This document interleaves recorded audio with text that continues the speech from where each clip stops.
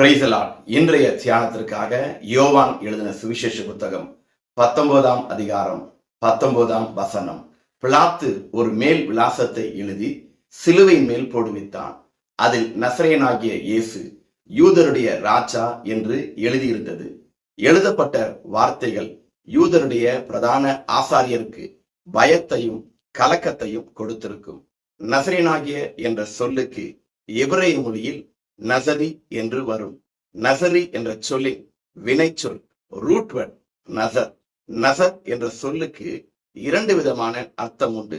நசர் என்றால் பாதுகாப்பவன், காவலாளி, காத்தல் என்று அர்த்தம். ராஜாவாகிய இயேசு யூதர்களை பாதுகாப்பவர் என்று வரும். இரண்டாவதாக நெசர். நெசர் என்றால் கிளை, பிரான்ச் என்று அர்த்தம்.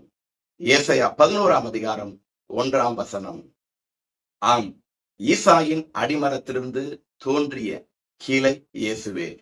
சகரியா 6:12 இதோ ஒரு புருஷன், அவருடைய நாமம் கிளை எனப்படும். பிரியமானவர்களே, இயேசு யூதர்களை பாதுகாப்பவர், அவரே கிளை. எனவே தான் பிரதான ஆசாரியன் எழுதியதை மாற்றி எழுதச் சொன்னான். ஆமேன். கர்த்தர் தாமே உங்களை ஆசீர்வதிப்பாராக.